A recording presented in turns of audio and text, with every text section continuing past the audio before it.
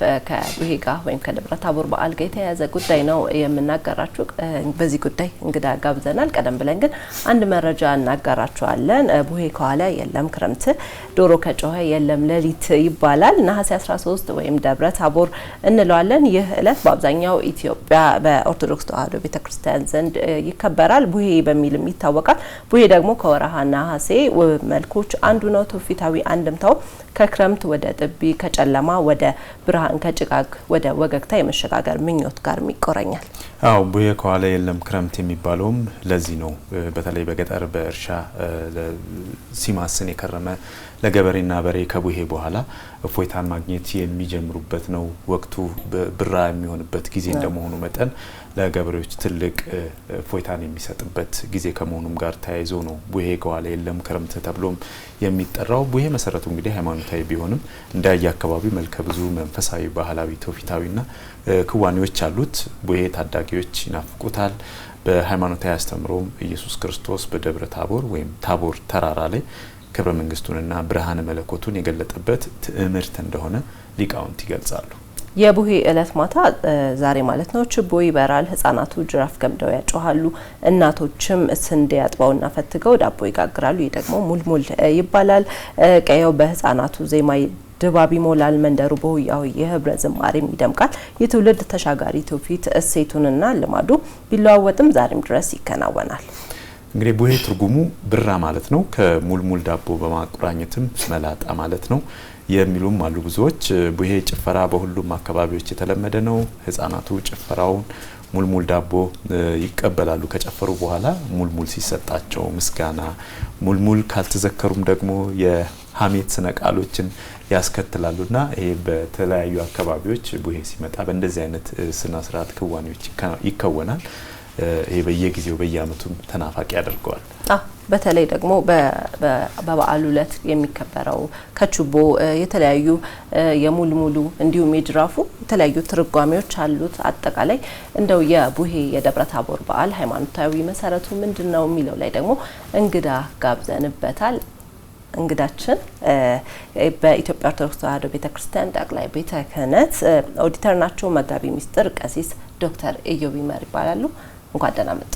እንኳን በደህና ቆያችሁ። እንኳን አደረሱት። እንኳን አብሮ አደረሰን። መልካም። እስቲ የመጀመሪያ ጥያቄችን የምናደርገው ቀደም ሲል ስናነሳ ነበረ ቡሄ ሲመጣ ክረምት የለም፣ ከክረምት ወደ ብራ የምንሻገርበት ጊዜ መሆኑ ይታያልና እንደው በዋናነት የቡሄ ባህል ሃይማኖታዊና ታሪካዊ መሰረቱ ምንድነው? ለምንስ ነው ቡሄ ከመጣ የለም ክረምት የሚል አንድምታ የተሰጠው? እሺ፣ አመሰግናለሁ። ለመላው የኢትዮጵያ ኦርቶዶክስ ተዋሕዶ ቤተክርስቲያን እምነት ተከታዮች እንኳን ለደብረ ታቦር በዓል በሰላም አደረሳችሁ ለማለት እወዳለሁኝ።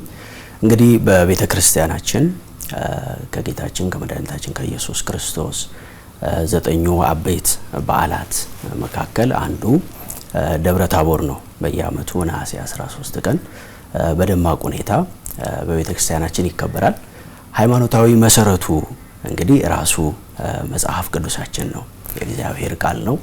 በመጽሐፍ ቅዱስ በማቴዎስ ወንጌል በምዕራፍ 17 ላይ ለስም አጠራሩ ክብር ይግባውና ጌታችን አምላካችን መድኃኒታችን ኢየሱስ ክርስቶስ 3ቱን ደቀ መዛሙርት ይዞ ወደ ረጅም ተራራ ወይም በኋላ ሐዋርያው ቅዱስ ጴጥሮስ እንደገለጸው ቅዱስ ተራራ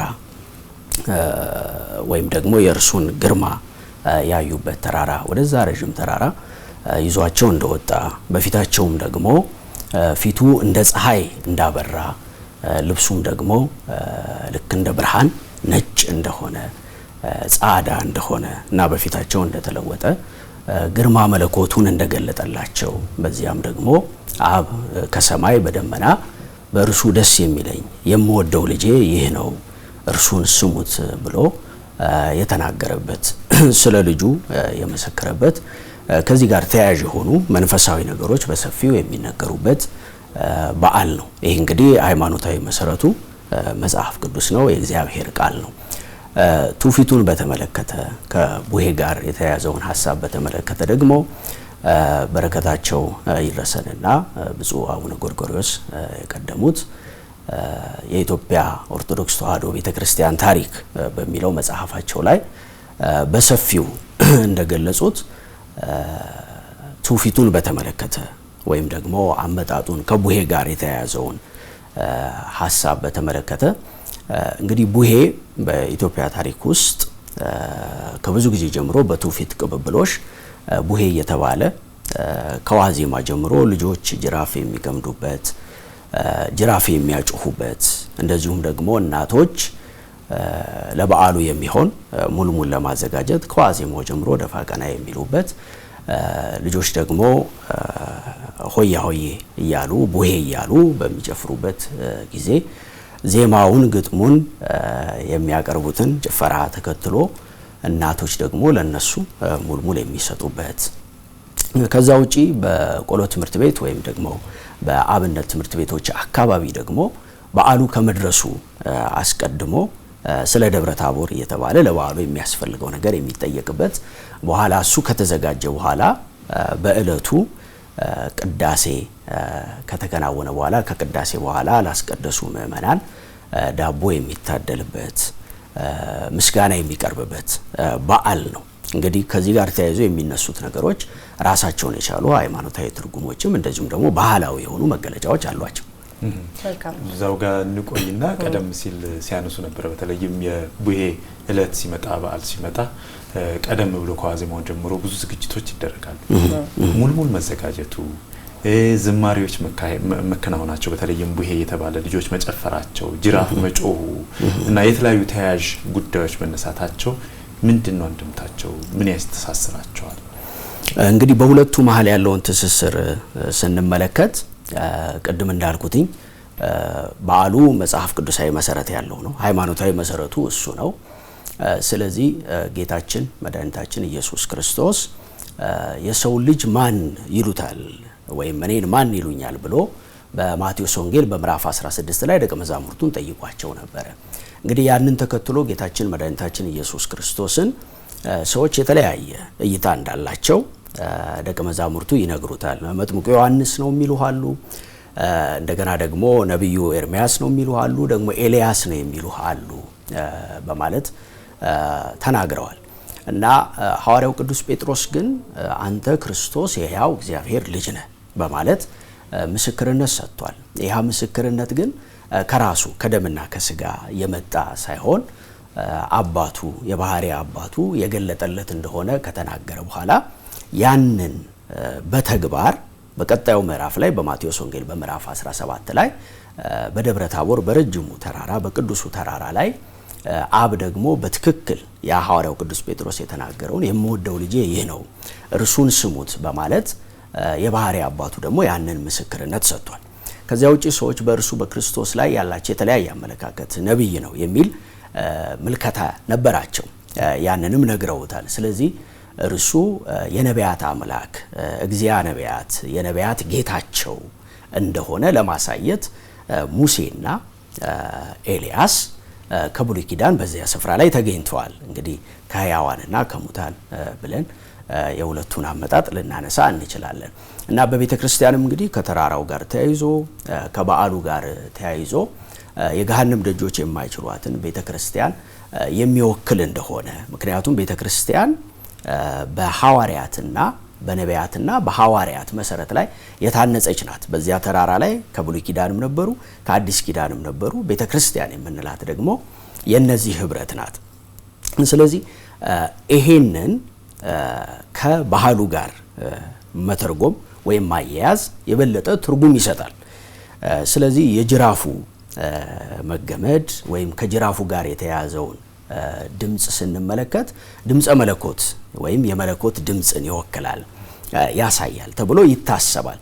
ምክንያቱም ጅራፍ ድምጹ በጣም ከፍ ያለ ስለሆነ ያንን የአምላክን ድምጽ ከሰማይ ከዛ ከደመና ውስጥ የመጣውን በእርሱ ደስ የሚለኝ የምወደው ልጄ ይህ ነው ያለውን ያንን ድምጽ ያሳያል የሚል ትርጓሜ ይሰጠዋል። ድምጹን ተከትሎ የጅራፍ ድምጽ ያው የራሱ የሆነ ደስታ ቢኖርም ግን ድንጋጤ ያለው የማስደንገጥ እና በዚያ በረጅሙ በቅዱሱ ተራራ ላይ ጌታችን መድኃኒታችን ኢየሱስ ክርስቶስ በፊታቸው በተለወጠ ጊዜና ድምጹን ተከትሎ በዚያ የነበሩት ሐዋርያት ሁሉም ወድቀዋል፣ ፈርተዋል። ስለዚህ የጅራፉን ጩኸት ተከትሎ የሚሰማው ድምጽ ያንን የመለኮትን ግርማ ያሳያል። ጅራፉን ደግሞ ተከትሎ የሚኖረው ድንጋጤ ደግሞ በዚያ በተራራው ላይ ሐዋርያቱ ከድምፁ የተነሳ መፍራታቸውን መውደቃቸውን ያሳያል። እንግዲህ ከሙልሙል ከድፎ ዳቦ ጋር የተያዘው ነገር በዓል ስለሆነ በሁሉም በዓላቶቻችን የተለመደ ነው። በተለይ ሙልሙል ለልጆች ይሰጣል። ልጆችን በተመለከተ ከሚሰማ ነገር ይልቅ የሚታይ ነገር ይፈልጋሉ። ሁላችንም ልጅነታችንን ወደ ኋላ መለስ ብለን ስንመለከት ብዙ ነገሮች ተቀርጸውብን የቀሩት በመስማት ብቻ ሳይሆን በማየት ነው። እንደውም ለልጆች ተግባራዊ ነገር በጣም ጥሩ ነው።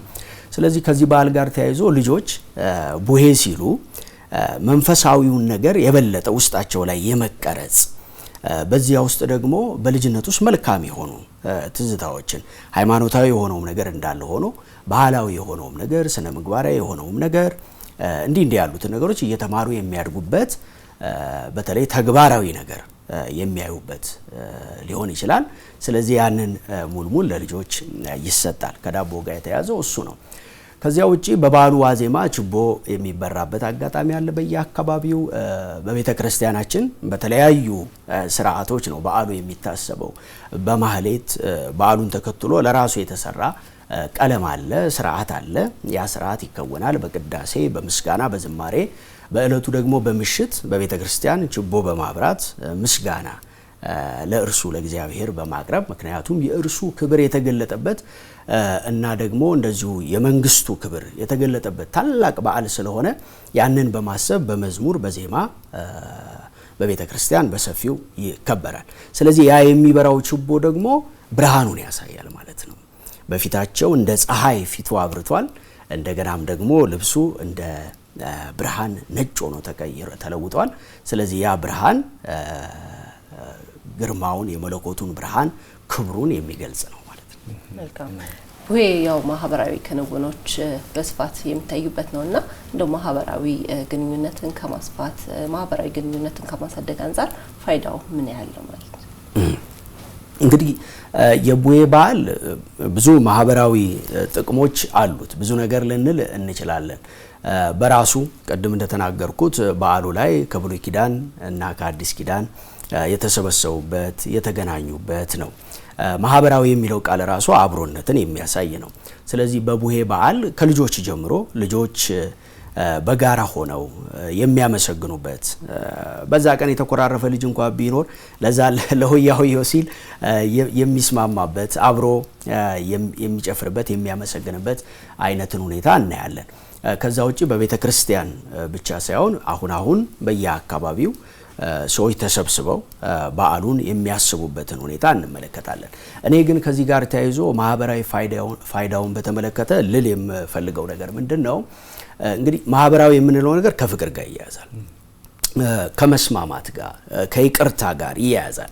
በዚያ በተራራው ላይ የምናያቸው ሶስቱ ደቀ መዛሙርት የራሳቸው የሆነ ባህሪ ነበራቸው። ለምሳሌ ሐዋርያው ቅዱስ ጴጥሮስን ብንወስድ ያው ከጊዜ አንፃር ሰፊውን ነገር አሳጥሬው ነው እንጂ ሐዋርያው ቅዱስ ጴጥሮስን ብንወስድ በጣም ችኩል ነው የነበረው። በኋላ እንደውም ጌታችን መድኃኒታችን ኢየሱስ ክርስቶስ ያው በዛ በተራራው ላይም ከሙሴና ከኤልያስ ጋር ይነጋገር የነበረው ስለ መስቀሉ ነው፣ ስለ መከራ ሞቱ ነው። በፊቱ በኢየሩሳሌም ስለሚጠብቀው ታላቅ የቤዛነት ስራ ምክንያቱም የመጣበት ትልቅ ዓላማ ያ ስለሆነ ሐዋርያው ቅዱስ ጴጥሮስም ያንን ዓላማ ባለመረዳት አይሁንብህ አይድረስብህ ይል ነበር በቀደመው ምዕራፍ 16 ላይና ያንንም ግልጽ ለማድረግ ነው እሱን ስሙት የሚል ድምጽ ከሰማይ የመጣውና ሐዋርያው ቅዱስ ጴጥሮስ በዚያ ከነበሩት ወታደሮች የአንዱን ጆሮ እንደቆረጠ በመጽሐፍ ቅዱስ እናነባለንና ጌታችን መድኃኒታችን ኢየሱስ ክርስቶስ ሰይፍ የሚያነሱ በሰይፍ ይጠፋሉ ብሎ የዛን የተቆረጠውን ጆሮ መልሶ ቦታው ላይ እንደተከለለት ታምር እንዳረገለትና ጴጥሮስን እንደገሰጸው እንመለከታለን።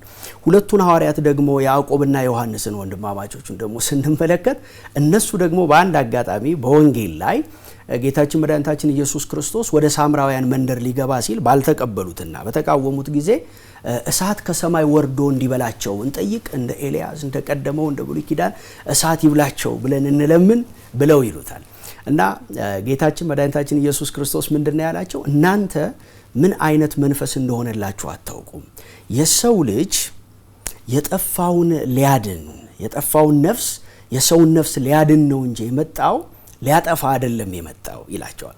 ስለዚህ ይሄን በዓል ስናከብር ማህበራዊ ፋይዳው ላይ በጣም አስፈላጊው ነገር በምን አይነት መንፈስ ነው የምናከብረው የሚለው ነው። ምክንያቱም ሁለቱም ጋር ያየነው ነገር ምንድነው? ክፉ ላደረጉብን ክፉ መመለስ እንደሌለብን ነው አይደለ? ሰይፍ እንኳን ላነሳሶ ሰይፍ ማንሳት እንደሌለብን፣ ክርስቶስን ያህል አምላክ ክርስቶስን ያህል ጌታ ለሰው ልጆች ቤዛ ሊሆን የመጣው መድኃኒት የተቃወመውን ከተማ እሳት ይውረድበት እንበል ሲሉ እንደሱ አይደለም። ከዛ ይልቅ በተራራው ትምህርቱ ላይ እንዳስተማረው ለሚረግሟችሁ ምርቃትን አይደለ? ለሚያሳድዷችሁ እንደዚሁ ደግሞ ጸሎትን። ስለዚህ ማህበራዊ ፋይዳው በዚህ ውስጥ ምንድነው ብለን ስንል ክብር ነው። በዚህ ውስጥ የምናየው ብርሃን ነው የምናየው። ራሱ ሐዋርያው ቅዱስ ጴጥሮስ በኋላ በመልእክቱ ላይ እንደገለጠው ምንድነው ያለው? ሰው በጨለማ ስፍራ የሚበራን መብራት እንደሚጠነቀቅ ይህን ቃል እየጠነቀቃችሁ መልካም ታደርጋላችሁ ነው ያለውና ማህበራዊ ፋይዳው ላይ መልካም የምናደርግበት ነው። ከይቅርታ ጀምሮ የግድ ዳቦ ከመስጠት የሆነ ነገር ከማድረግ አይደለም። ልክ ነው፣ ዳቦ መቆረስ አንድ ነገር ነው፣ ግን ልብ መቆረስ አለበት። ለፍቅር፣ ለይቅርታ፣ አብሮ ለመሆን፣ ለመተሳሰብ እና ማህበራዊ ፋይዳው በጣም ሰፊ ነው። ስለ ክብር የምናወራበት ነው። የዚህ ዓለምን ክብር ሳይሆን የማያልፈውን ዓለም ክብር በደቀ መዛሙርቱ መሃል የበላይና የበታችነት እኔ እበልጣለሁ እኔ አንሳለሁ የሚል የስልጣን ሽኩቻ ነው የነበረውና ክርስቶስ ወደዛ ተራራም ሲወስዳቸው አይ ይሄ እናንተ እኔ እበልጥ የምትሉበት ነገር አላፊ ነው፣ ነገር ግን ይህን የመሰለ ክብር ይጠብቃችኋል ብሎ ታላቁን ክብር ከመናገር ከመግለጥ ያለፈውን ክብር ያሳየበት ነውና እንግዲህ ማህበራዊ ፋይዳው ላይ በምን መንፈስ ነው የምናከብረው? በቅዱስ መንፈስ ከሆነ በይቅርታ፣ በፍቅር፣ ሌላውን በመጠየቅ ቸርነት በማድረግ እንደዚህ እናከብረዋለን። በመጥፎ መንፈስ ከሆነ ደግሞ እንግዲህ በስካር፣ በመጠፋፋት፣ በተለያየ ነገር ይሆናልና እንደ ተጻፈው በመልካም መንፈስ እንድናከብረው ለማለት ወዳለሁ። በጣም ነው የምናመሰግነው መጋቢ ምስጢር ቀሲስ ዶክተር ኢዮብ ይመር። እንግዲህ እለቱን አስመልክተው በዛሬው እለት የቡሄ እለት ነውና ቡሄ የሚከበርበት ነው። ይህንን ቀን አስመልክቶ በተለይም ሰዎች እንዴት ማክበር አለባቸው እንዲሁም ደግሞ ታሪካዊው ዳራ ምን ይመስላል በሚል ሰፋ ያለ መረጃ ሰጥተውናል። ስላካፈሉን ስለሰጡን ጊዜዎት ከልብ እናመሰግናለን። እኔም አመሰግናለሁ። መልካም በዓል።